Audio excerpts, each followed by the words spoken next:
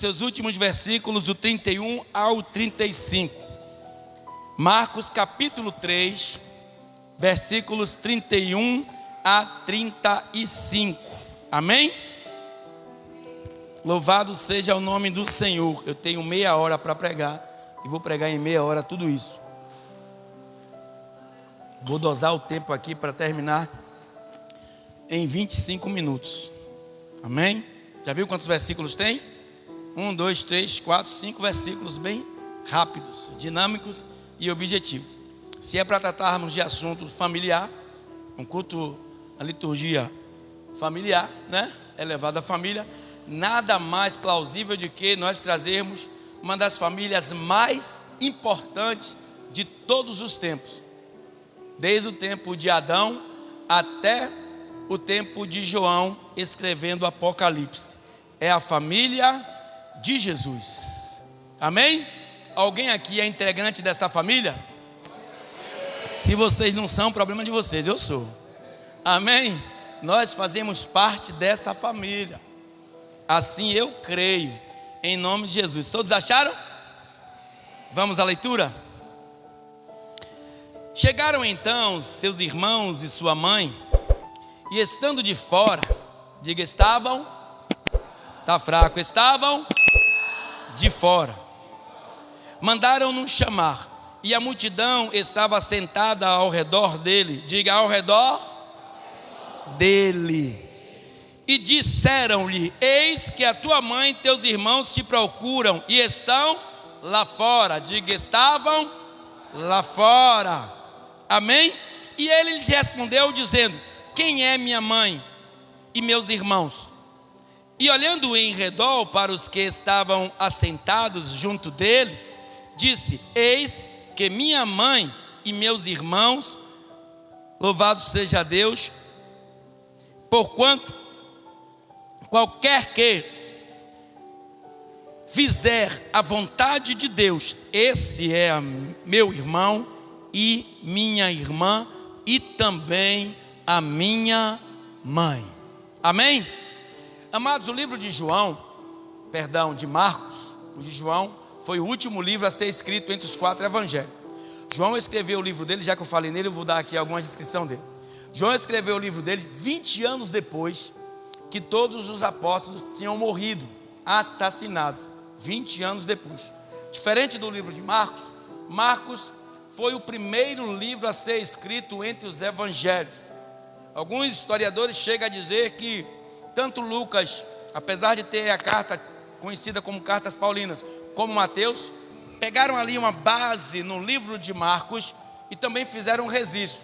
São conhecidos Mateus, Marcos e Lucas como livros sinópticos, que têm as mesmas ideias registradas. Por isso que todos eles têm quase os mesmos milagres e alguns acontecimentos de Jesus. Tanto que este livro que nós acabamos de ler, ou esses versículos, encontra-se também em Mateus capítulo 12, versículo 46 a 50, e em Lucas 8, 19 a 21. Também está registrado esse momento, esta passagem histórica de Jesus com sua família, ali naquele local.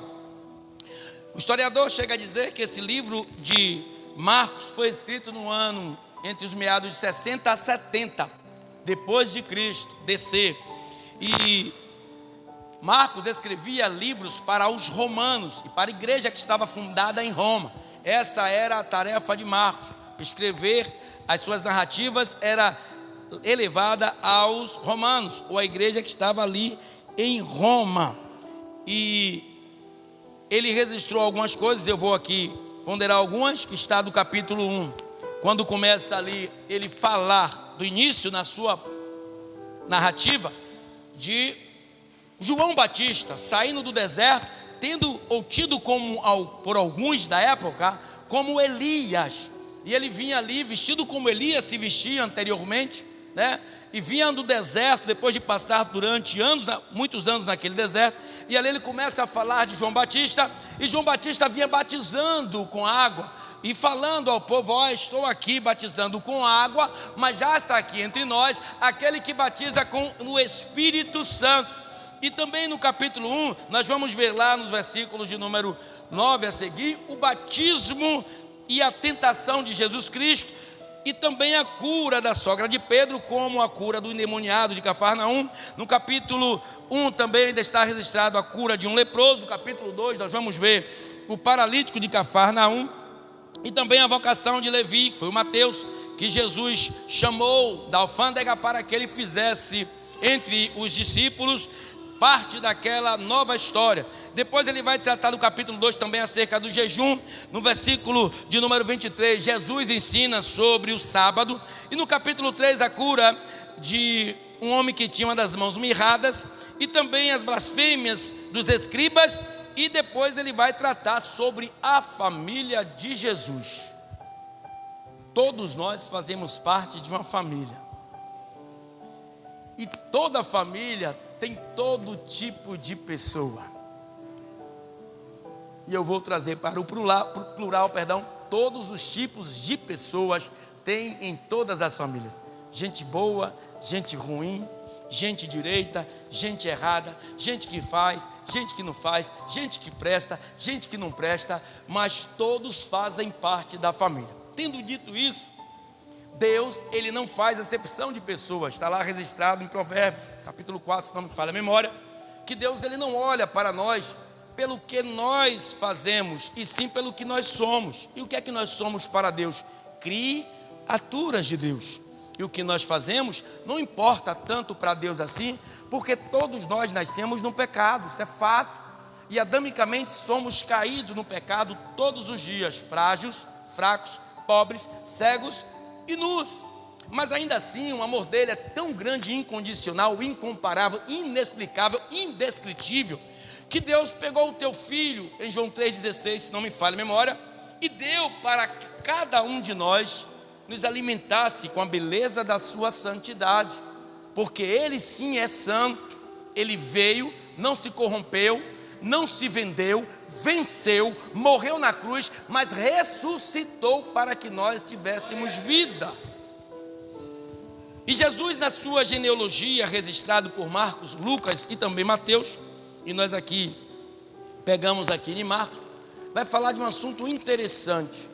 Para alguns historiadores, alguns narradores da Bíblia, alguns escribas, algumas pessoas, alguns escritores, tem esse fato como se Jesus tivesse com arrogância com a família dele, ou menosprezando sua mãe Maria, sua irmã e seus irmãos, quando na realidade não é isso.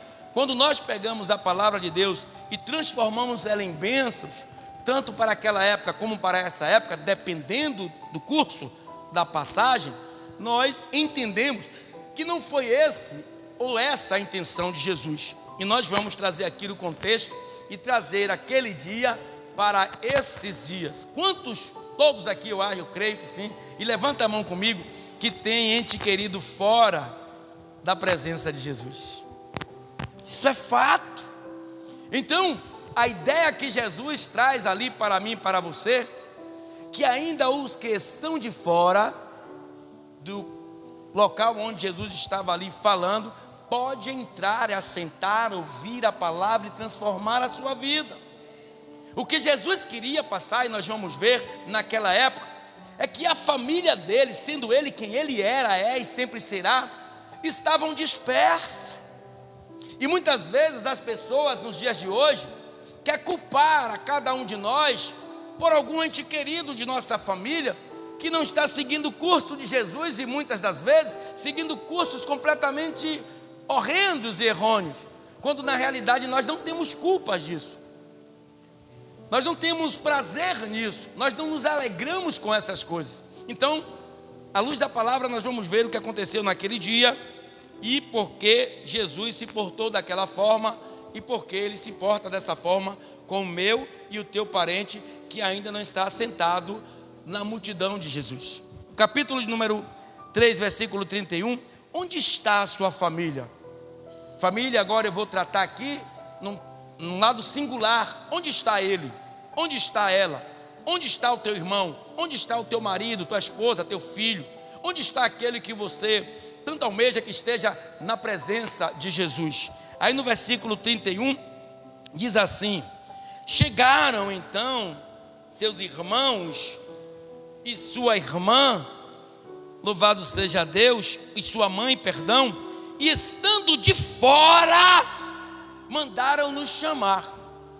Todos aqueles que estão de fora clamam pelo sangue do Cordeiro, ainda que eles não entendam, porque toda pessoa de sã consciência, quando está passando por alguma tribulação, ele sempre chama o nome do Pai, e o Pai sempre enviará o Filho para socorrer aquele que está necessitado de ajuda. Então Jesus estava no local onde não era ali figuramente o filho de Maria, mas espiritualmente sim, Deus Todo-Poderoso, tido como Emanuel, Deus conosco. E ela manda chamar Jesus, só o que ela não entendia, seus irmãos, que não era Jesus que carecia de ir para lá para fora, para se encontrar com eles, mas eles que necessitavam de estar dentro. E para que eles estivessem dentro, ou para que eles estejam dentro, aquele que nós tantos almejamos que esteja, depende muito da nossa fé, depende muito da nossa autoridade como adorador e adoradora.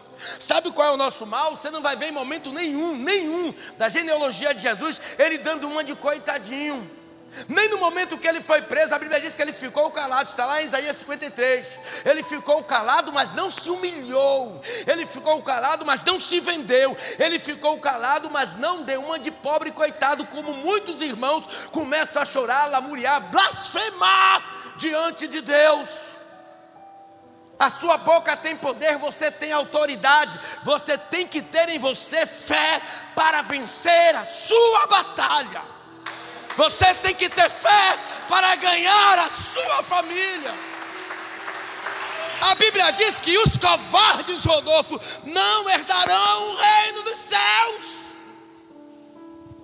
Deus ele mostra homens e mulheres valentes na Bíblia. Vamos citar só um: Davi, aos 16 para 17 anos de idade, aproximadamente, após a sua consagração por Samuel, a Bíblia vai dizer que ele se encontra com Nadab, Samar e Eliabe e os outros guerreiros da época, que eram soldados e generais de Saul, e ninguém teve coragem de enfrentar Golias. Ele disse: manda esse circunciso vir até aqui, porque os covardes não herdarão o reino dos céus. Qual o problema da sua família? Qual o problema na sua casa? Tempo de chorar cessou. É tempo de botar as armaduras de Deus, porque esta luta não é sua. Aquela luta não era de Davi. Davi tão somente com a pedra, da qual Deus induziu que ele pegasse no ribeiro, e levou e derrubou Golias, porque Deus estava no negócio, e Deus está nesse negócio. Só é crer.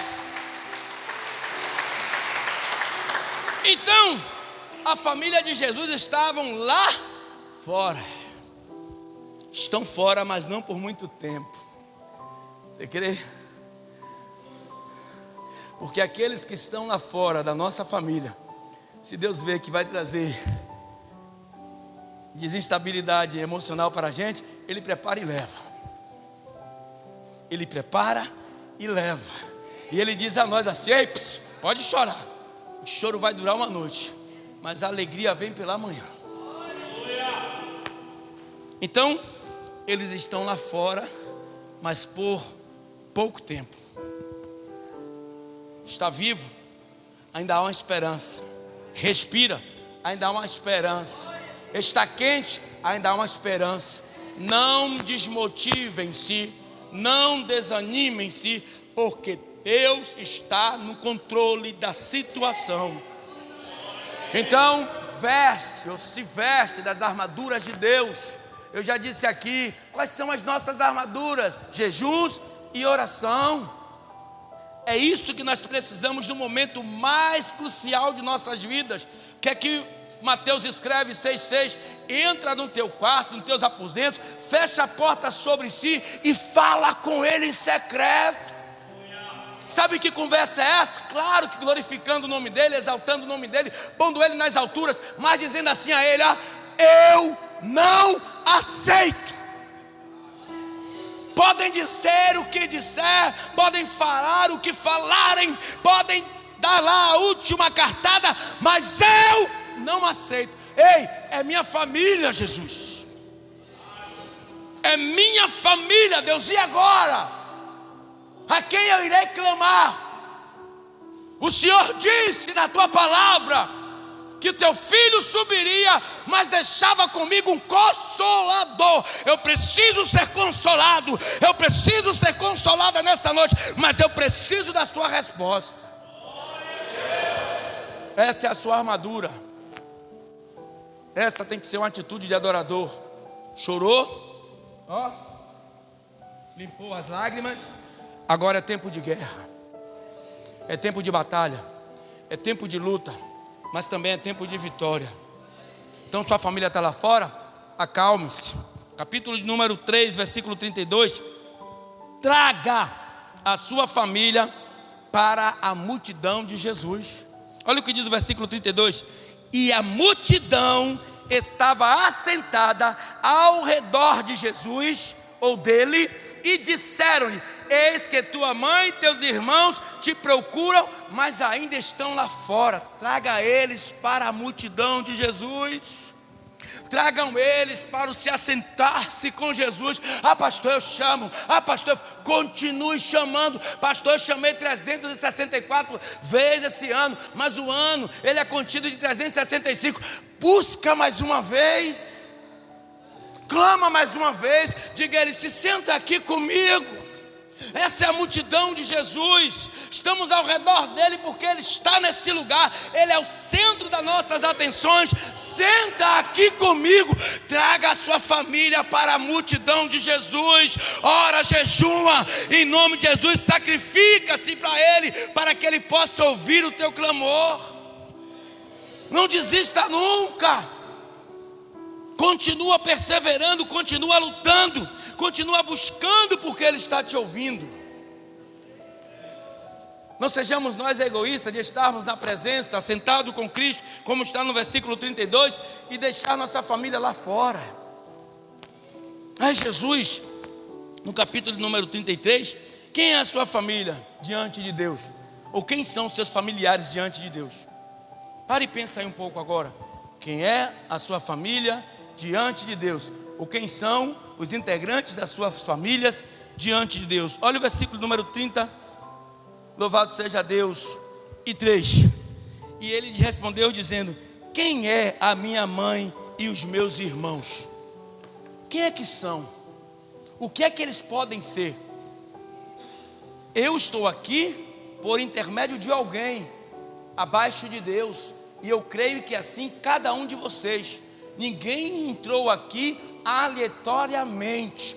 Todo mundo entrou aqui induzido por alguém, guiado por alguém, trazido por alguém, evangelizado por alguém. Alguém fez uma missão missionária para que eu e você estivéssemos aqui. E nós também temos que agora nos transformar nesse canal de bênção.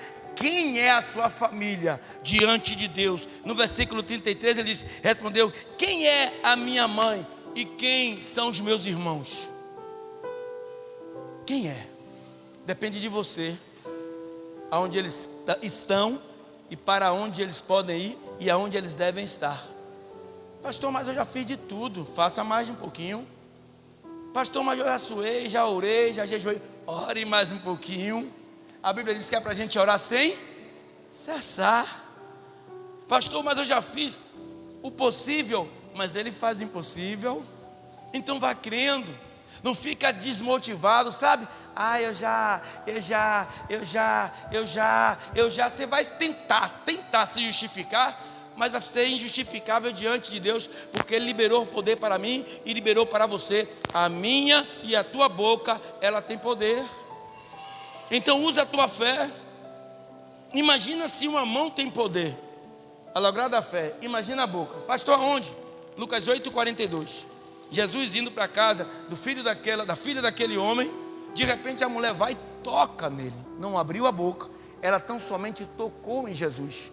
Ou seja, o coração, a mente, a fé e a mão tocou em Jesus, ou na orla das vestes de Jesus. E de repente a Bíblia diz que o milagre aconteceu. 12 anos de luta, 12 anos de sofrimento, 12 anos padecendo com aquela doença. Aí você fica contabilizando, já pastor não sei quantos anos. Aí não tem mais jeito não, não tem jeito para você.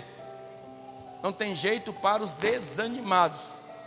Mas para os que acreditam, Deus, Ele sempre dá um jeito.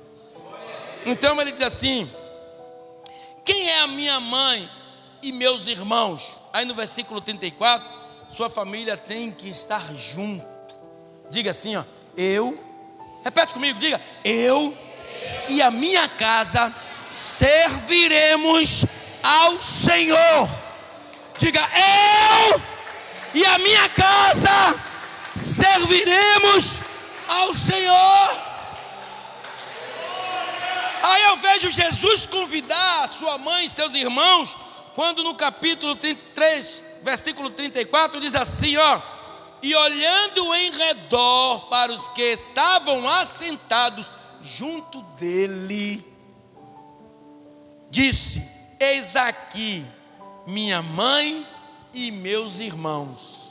Traduzindo: eis aqui a minha família, eis aqui a minha casa celestial, eis aqui as videiras verdadeiras, eis aqui os frutos dignos, ou frutos dignos de arrependimento. Traga a sua família para junto de Jesus, para que ele se alegre com a presença de cada um deles perto dele.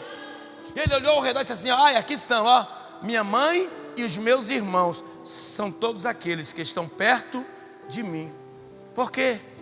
Você desmotivou: meu pai é um ateu, minha mãe, pastor, pela misericórdia, minha mãe, ela rezava Santo Antônio, minha mãe era convidada, era cantora oficial de tal do Antônio, ainda dizia que o homem tinha glória, e minha mãe tinha uma voz, sabe, entoada, uma voz.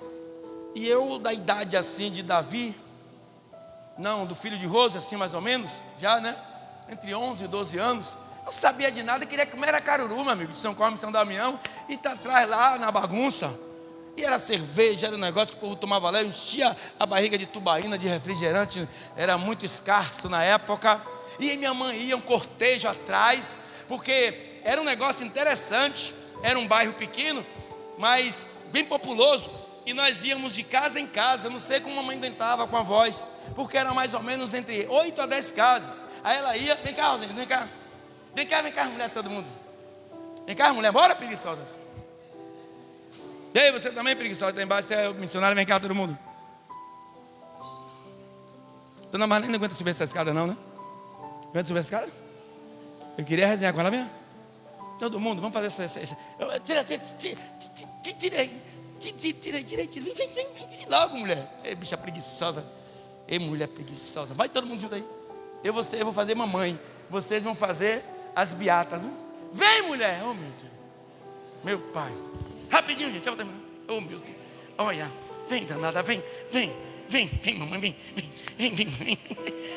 Vem, eu vou puxar. Vem, mamãe, eu vou puxar. Vem. Eita. Que coisa linda. Eita. Eu não sei que a senhora viu naquele bicho feio. Uma mulher bonita dessa. Só vou mentir aqui em cima? Então, não posso mentir. É coisa linda. Então, tira aí. Olha para lá. Troca esse óculos, mulher. Pega perto daquilo lá que você está dizendo que é lindo. Vai. Vem me seguindo, viu? Vem me seguindo, viu? Olha, gente. Era assim mesmo. Cara, tá doida pra vir. Fica aí, fofoqueiro. Doida com a cara tá acima lá. Eu vou andando, vocês vão seguindo. Eu vou cantar a música que mamãe cantava. Viu, igreja? Tinha tudo, capenga, velha, grávida, tinha morto de fome, que ia comer no gorgulho, era um deles. Aí vocês vão me seguindo, bora. Glorioso Santo Antônio. Vem o cortejo. E mamãe ia cantando em casa, e parava em uma casa, e enchia o povo, e os mortos de fome atrás, assim mesmo com essas caras da fome. Aí chegava em um lugar, reunia, bora, fica assim não. Aí todo mundo comia aqui no gorgulho, vamos para outra casa lá. Aí mamãe ia de novo, ia com o livro na mão. Deixa eu pegar aqui um livro, vou pegar aqui, não vou pegar a Bíblia não, que eu não sou doido, para Jesus não me derrubar aqui em cima. E pegava um livro assim de canto, sabe? Falta culto. Aí vinha assim de novo, aí vinha mamãe vinha assim, cheia de moral. E mamãe gostava de se amostrar. Aí mamãe vinha, glorioso Santo Antônio. E vinha mamãe, e chegava em outra casa, os mortos de fome, sentavam, bora,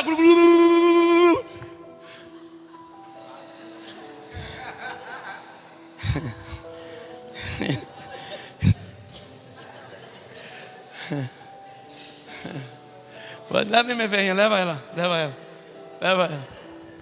Só que para a glória de Deus, mamãe morreu, Rodolfo, diaconisa. Não glorificava mais o tal do Antônio. Ajuda ela aí, pastor. Se ela cai, eu pego vocês. Não glorificava mais Antônio. Não glorificava mais, como é o nome do lado, Bonfim. Não glorificava mais Maria. Não glorificava mais João. Ela começou a adorar a Deus. Porque a minha atitude, o meu testemunho, a minha procedência trouxe tanto ela como o papai. Papai não ia nesses embalos não. Papai ficava em casa. Papai dizia: eu vou nada.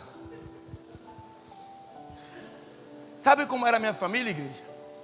Minha mãe, toda segunda-feira fazia a gente tomar banho de folha. Eu até 16 anos tomei. Era para Tupinambá, Jubiraci. Ia na encruzilhada e botava um negócio de um arroz doce, de um mungunzá, de uma farinha amarela, sabe? Aí quando eu comecei a ficar dono do meu nariz, não podia beber. No dia de segunda-feira para tomar banho de folha. Era o dia que eu mais bebia. Chegava em casa lá, aí o pai dizia: tá bebe de novo aí, ó. Vai tomar banho de folha não, eu digo: isso é tudo demônio. Eu bebo. Esses índios aí, esse Tupinambá, Jubiraci, esse tal desse Antônio, é tudo demônio. Esses miseráveis. Ia dormir, mas não tomava banho de folha. Aí mamãe teve encontro com Jesus. Por quê? A vida que eu vivia, e papai e mamãe eram testemunhas disso, eles nunca imaginariam que eu me tornasse um cristão, um evangélico, um adorador. E quando eles receberam aquela notícia, foi um impacto tão grande, que tanto eles, como meu irmão, que hoje é pastor, fizeram aliança com Cristo. Meu irmão era devoto de Bonfim. Meu irmão andava com um crucifixo aqui grandão, as fitas do Bonfim no braço. Fazia a maratona para o tal do fim, e chegava até o fim da maratona. Então minha mãe entendeu que só existe um Deus, só existe um mediador entre Deus e os homens, e chama-se Yeshua, Jesus Cristo de Nazaré.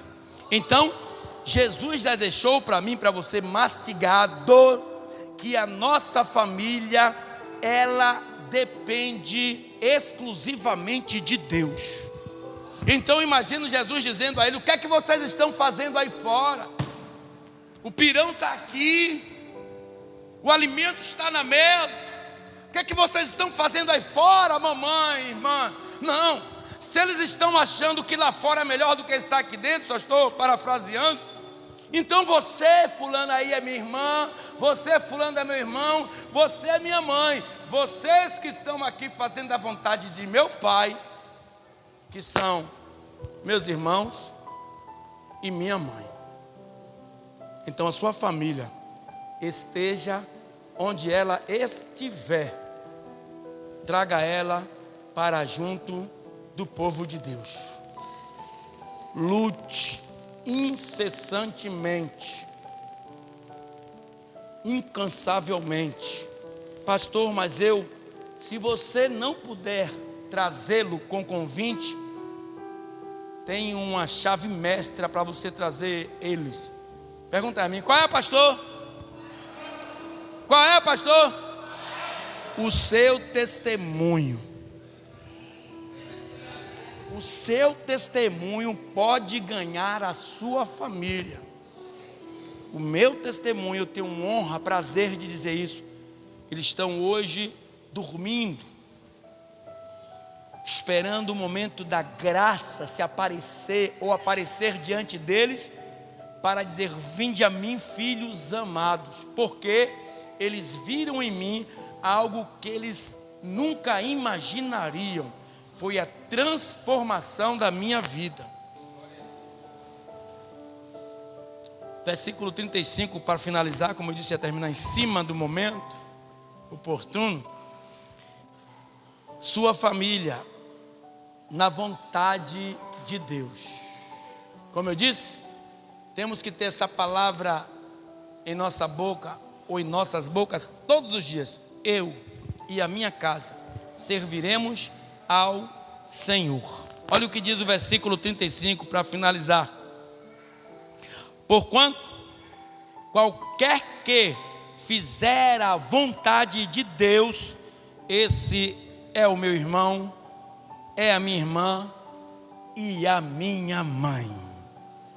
Traga aqueles de suas casas, ou tragamos nós, aquele de nossas casas, para fazer a vontade de Deus.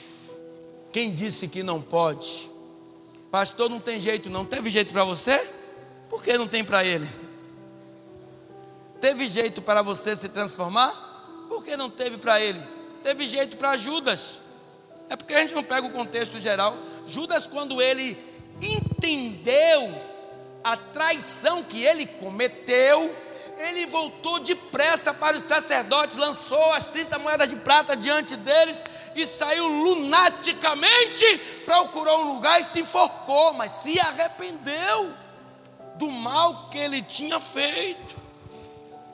Por que vocês nos arrependemos? E aqueles que estão em nossas casas, ou aqueles que estão em pontos de tráfico de drogas, aqueles que estão em esquina vendendo os corpos, na prostituição, que estão fazendo agora latrocínio, homicídio, coisas dessa natureza, não pode ter ou não podem ter uma transformação. Tiago, o irmão de Jesus, que estava aí no meio desse povo, ele, depois da ressurreição do seu irmão, carnal, mas Cristo em espírito, ele se tornou também um entre os líderes da igreja primitiva. E ele, em uma das suas escritas, chega a dizer que nós somos sujeitos às mesmas paixões, se não me falha a memória, se é ele que fala nesse livro, do nosso profeta Elias. Por que ele cita Elias? No Monte da Transfiguração, Elias, ele depois de atravessar o Jordão com Eliseu, ele é erguido aos céus vivo. Assim como o corpo de Moisés, Deus enviou arcanjo Miguel, se não me falha a memória, para lutar contra demônios, para não pegar o corpo de Moisés e fazerem males na terra. Então ambos se apresentaram com Jesus no Monte da Transfiguração e se encontraram com Jesus e ficaram à parte observando Pedro, Tiago e João, e ali também estava Elias e Moisés. Aí Tiago diz assim, ó, nós somos sujeitos às mesmas paixões de Elias. E olha os feitos de Elias. O homem fez pelo poder de Deus, é claro, mas através da vida dele, parar que chovesse no reinado de Acabe durante 3 anos e 6 meses, e só voltou a chover depois que ele disse a seu moço: Deus disse que vai chover. Deus me disse que vai chover. Já viu o dia como estava hoje ensolarado? O grau que estava naquele dia era 3 vezes mais alto. E quando ele sai, Júnior, não tinha formação de nuvem em lugar nenhum, exceto, imagino, sabe, Juan, Eliseu sai, servo dele sai, e aí olha, seu moço, na hora, aí ele disse assim: tem alguma nuvem? Ele sai, a nuvem era tão pequena que ele não viu na primeira vez. Ele entra, não tem nuvem nenhuma, volta lá de novo. Deus não mente, a palavra de Deus não volta vazia. Ele disse que ia cair chuva nessa época, é hoje. Aí quando ele sai de novo, sabe, com aquela fé, imagina ele, ele espera chuva hoje. Senhor, tem nuvem não? Tem não? Não, eu vi uma pequena nuvem lá, e ela é do mesmo tamanho da palma da sua mão, Senhor. É impossível cair chuva. Ele disse: basta. E ele foi de encontro ao rei e disse: te prepara, que vai cair, não vai cair chuvisco não, uma abundante chuva. Esse foi o Elias que Tiago diz que somos sujeitos às mesmas paixões. Por que o senhor está falando isso tudo, pastor? Que a mesma fé que foi depositada no coração de Elias pode se manifestar na minha e na tua vida. Qual é o teu ente querido que precisa da presença de Deus? Chama ele, porque a tua palavra ela tem poder. Chama ele, clama a ele. Ele diz: clama a mim, respondeste-ei, anunciar-te-eis coisas firmes e grandes. Clamas a mim. Já bateu em quantas portas? Eu não imagino em quantas portas aquela mulher do fluxo de sangue bateu durante 12 anos. Eu não imagino quantos curandeiros, quantos médicos, quantos remédios ela não deve ter comprado. Eu não imagino, mas no momento certo, ela bateu na porta certa, encontrou com o homem certo e alcançou a sua vitória. Pastor, nós estamos no século 21, em meio a tantas coisas. Isso acontece nos dias de hoje. O mesmo Deus de ontem é o de hoje. Malaquias diz que ele é imutável, ele não muda. Pode-se mudar as construções, a cultura, pode-se evoluir o mundo em todo termo, mas Deus, Ele continua o mesmo. Ele é o mesmo de ontem, Ele é o Deus de ontem, é o mesmo de hoje e será eternamente na minha e na sua vida. Fica de pé, aplaude a Ele em nome de Jesus.